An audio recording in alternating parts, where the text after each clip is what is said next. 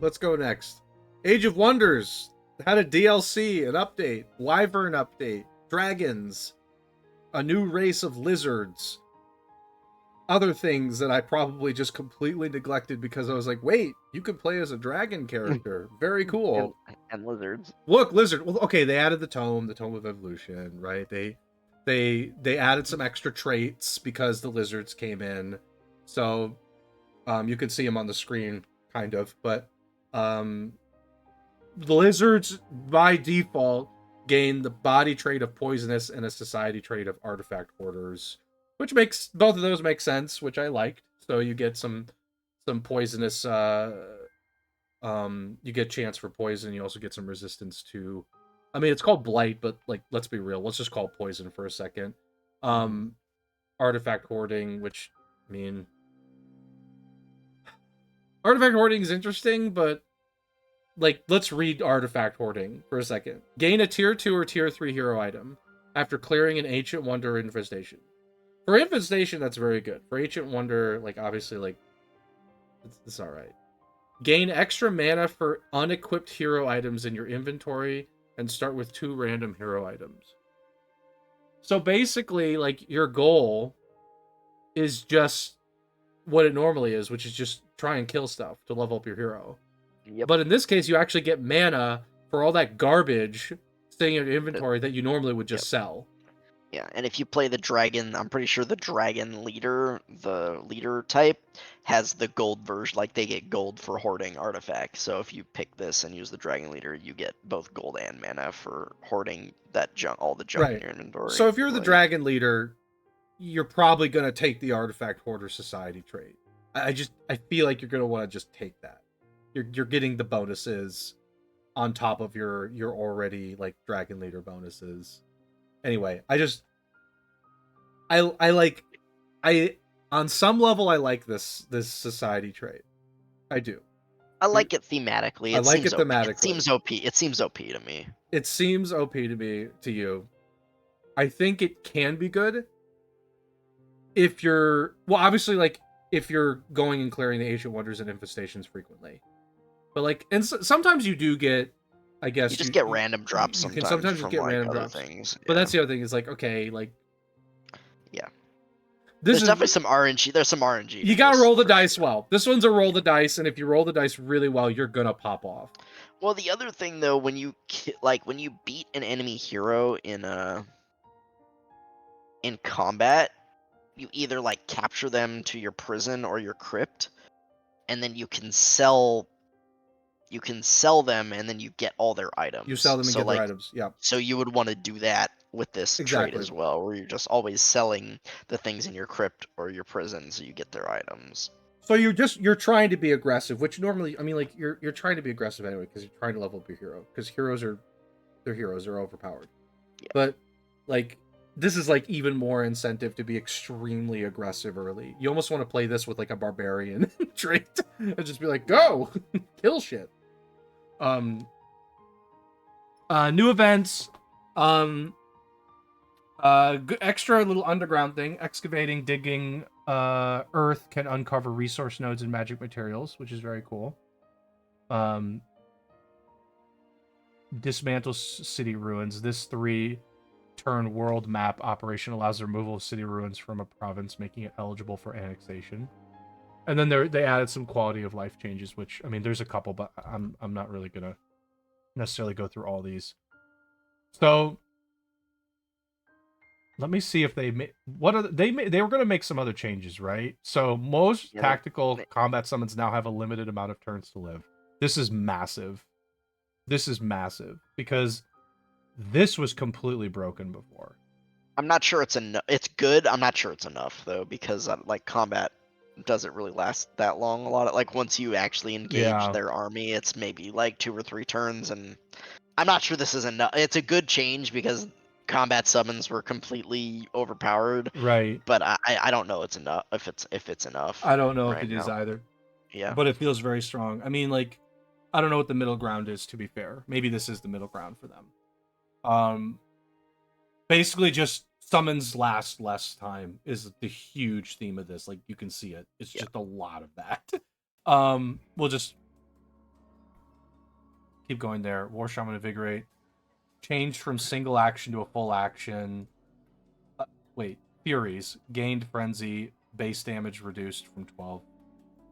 I'm just looking through some of these. Looks like there were some buffs, I think, here to Dark, which was needed. One summon I didn't see. Did they talk about the unit? That one Houndmaster. unit? Houndmaster. Where's Houndmaster? There it is. Houndmaster. Decreased hit points. Warhound decreased hit points. Yeah, that was a big one. So the Houndmaster got a mount now. It's a cavalry unit. But now it's a cavalry, right? Yeah. So, I mean, like, generally a lot of changes that you can see here. I mean, I don't know if we need to necessarily spend time to go through. No, I mean, there's a lot of changes. There's a ton of changes, though, and overall, I think the biggest thing from what I was seeing was the summons. The summons were just so strong. I mean, it's crazy, and also some of the affinities got updated, so you can see some of these affinities move from tier 1 to tier 3, blah blah blah. So, very comprehensive changes. And my last note on this is I want to play it. I was thinking about it last night, and then I realized, no, I'm too tired. So I want to play the new update. I do. There's like there are two things right now that I haven't gotten to play. And I'll talk about this later too. Because this week I'll talk about it later. But this is one of them. I have not gotten a chance to play this, and I really want to. Obviously Diablo 4 being the other thing. I'm really excited though that they're making these changes early and often. So that's my final thought on this. But I do want to play this. Well, and they had a roadmap as well for I think I had that link. It was in there, and I just didn't grab it. Didn't click it. But we can maybe fix that. Is it this one? It was the one right below. Oh, why was there were two links under? Yep, I just got it. In the doc. Okay, here it is.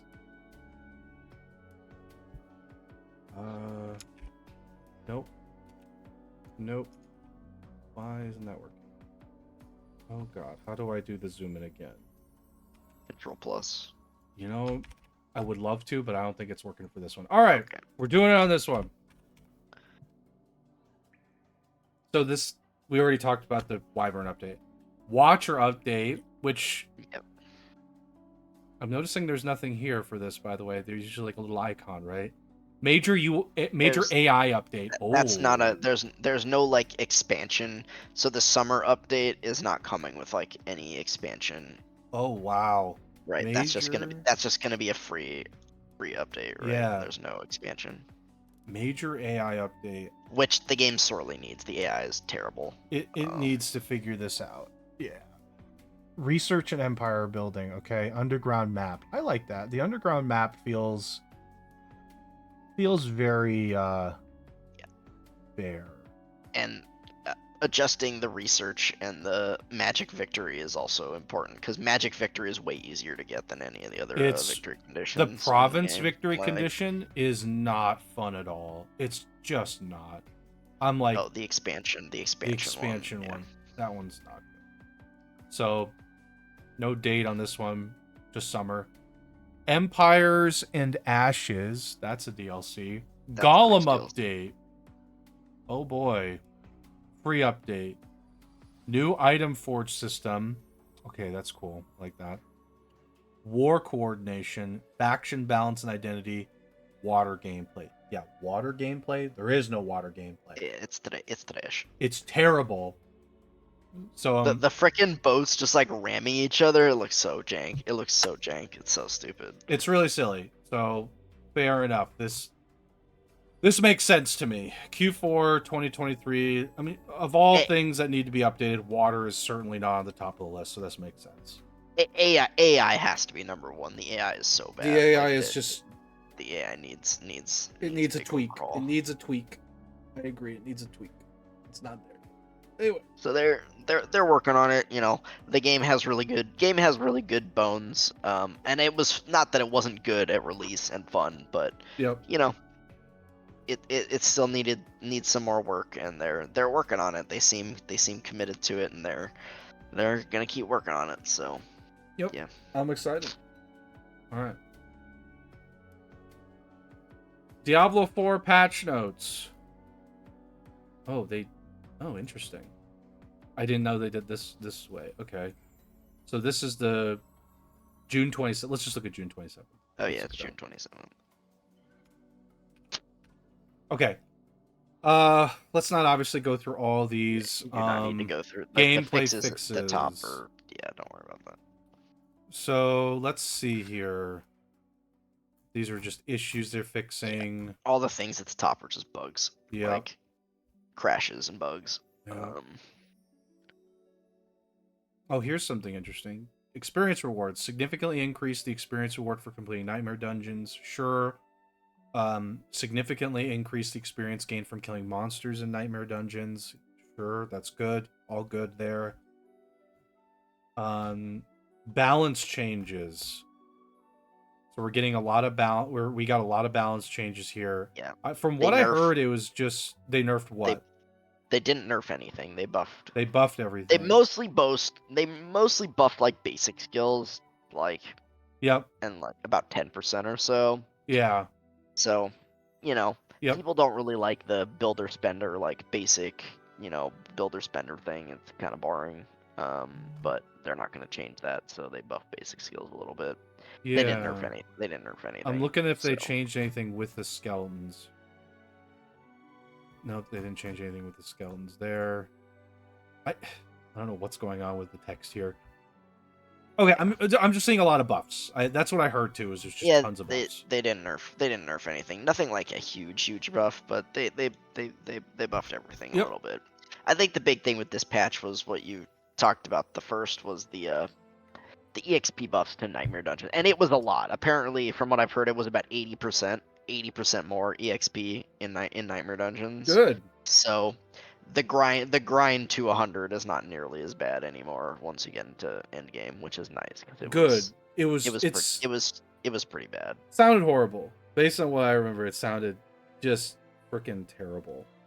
So, the other major thing a bug that they fixed that, like, thank goodness, there was a bug where you could like click if you clicked in a certain spot, you could open the text, like the chat window. I don't know if you ever had that bug happen. No. But if you clicked somewhere in the bottom left, which is where the chat window was, you could like open the chat window, and then you couldn't do anything because you were typing in the chat when you were hitting your keys. Love that. So they fixed that bug. Good. Thank God. That was amazing. That was a really fucking annoying bug. Somebody's hardcore run ended with that. Somebody's hardcore run ended, and it was more than someone. It was enough people lost their hardcore run to the stupid text chat bug. Oh, that's funny. Well, I hated that bug. That bug was so annoying. Yeah. So they fixed it. Yeah, I mean, great, good. You got to fix all this stuff early and often, particularly when you're about to hit your first season. You got to make sure that the game's as clean as humanly possible, obviously. Yeah. So, and they announced that on this coming Thursday, July 6th, is when they're gonna do their stream to announce like what season 1 is gonna be, basically. Oh, wonderful! Yeah, wonderful. At some point, I'll be able to play this video game. I am like, I'm gonna talk about it later. You need to finish the story before season 1 comes out. I'm gonna talk about it later. I put it in the doc, but I said touching grass, but I'm just like, it's a little bit more than that, obviously.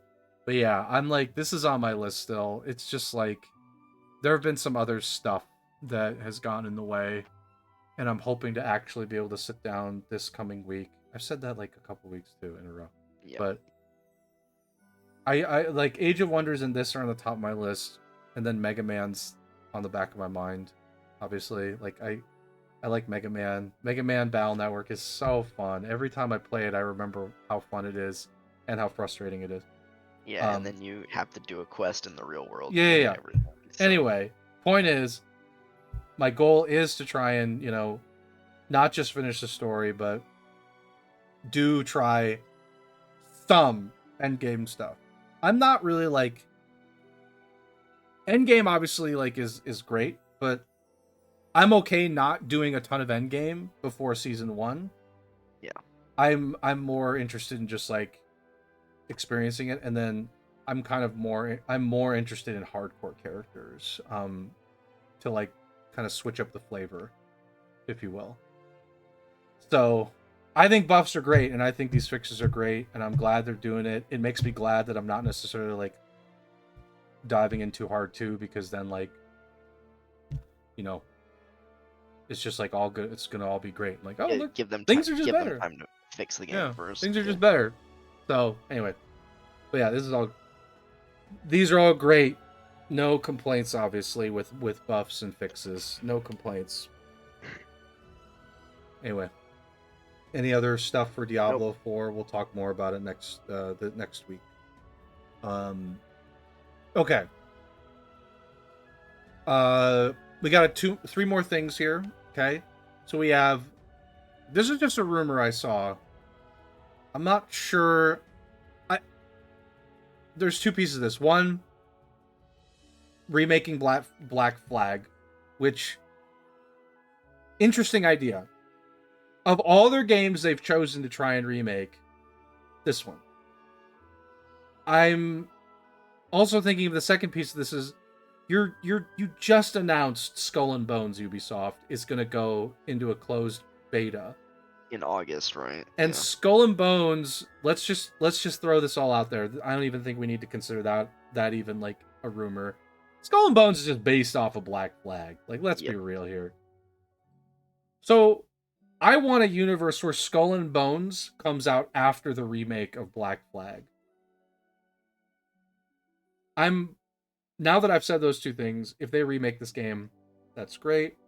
I adore this game. This is the Assassin's Creed game that I feel like is just, I don't even know. It's like, it feels like it's the top 3 for me. This one is so good. I still will have fond memories of this particular game. I like this one a lot. 2 and Brotherhood were really good as well. This one's definitely one of my top ones. It's interesting that they decided to do this one as a remake. I would have thought they wanted to remake like the first game or the second game, but they chose this one. Let's remake AC3 and make it not crap. Yeah. Again, this is a rumor. I don't know how much actual truth there is here, but it's an interesting thought. Like, I think this is a great game though. Like, this, if they remake this, 100% I'm in. I love that game. It would just need really a graphical update. There's a couple things I would change too, but this is super, super great. I would love to play this again with nice graphics. Anyway, this is just a rumor, so we'll see. We'll see. Okay,